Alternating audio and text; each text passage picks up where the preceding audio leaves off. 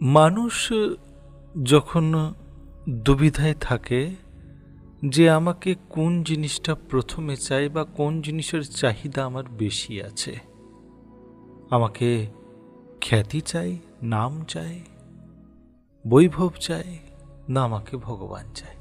সমস্যা এটা যে আপনি দুটো জিনিস একসাথে পূর্ণ করতে পারবেন না, কারণ ভগবানকে যে জিনিসগুলো পছন্দ না সেগুলো করে তো আপনি ভগবানকে পেতে পারবেন না। মানুষ সবসময় ভাবে যে বড় গাড়ি করে, বড় বাড়ি করে এবং বিভিন্ন রকমের জিনিস যেগুলো আমাকে এই সমাজে বড় নাম দেবে, বড় খ্যাতি দেবে, আমারই গুণগান এই পৃথিবীর সব মানুষ করবে, এটার সঙ্গে সঙ্গে আমি যদি দুদিনের একটা যাত্রাতে চলে গেলাম অমরনাথ বা কেদারনাথের বা অন্য কোনো জায়গার, তো আমি ভগবানকেও পেয়ে যাব। এই জগতে সেই মানুষগুলো ভগবানের কাছে এই জন্য যাচ্ছে না যে তাকে ভগবানকে চায়। এই জগতে মানুষ ভগবানের কাছে এই জন্যে যাচ্ছে যে ভগবানের কাছ থেকে তাকে অনেক কিছু চায়।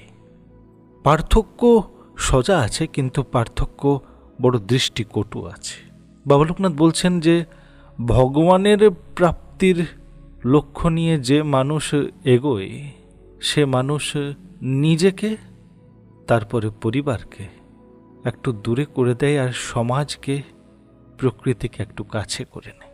যে আমার কাছে প্রাথমিকতা প্রথমে পরের কল্যাণ আছে, তারপরে আমি যদি সময় পাই তো নিজের জন্য ভাবব।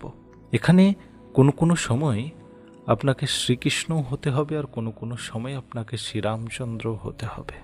কোনো কোনো সময় যদি কেউ চলে এসেছে অহিত করার জন্যই, যে আমি আমার নিজের লাভ চাই, আমাকে আপনার সব সেনাগুলো চাই, দুর্যোধন বলছে।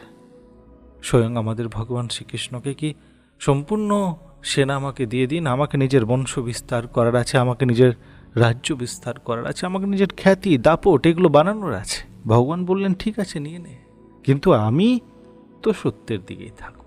তো এই জগতের মানুষ যখন যাচ্ছে দুদিন তিন দিনের ভগবান দর্শনে, তো তারা এই ধারণা নিয়ে যাচ্ছে, ভগবান বলছেন ঠিক আছে নিয়ে নে, কিন্তু আমি তো ভক্তের দিকেই থাকবো, আমি তো সত্যের দিকেই থাকবো, আমি তো সেই মানুষের সঙ্গেই থাকবো যে আমাকে চায়। আমি তোদের সাথে থাকতে পারবো না, তোদের কিছু যা পাওয়া আছে সেটা নিতে পারিস, নিয়ে নে।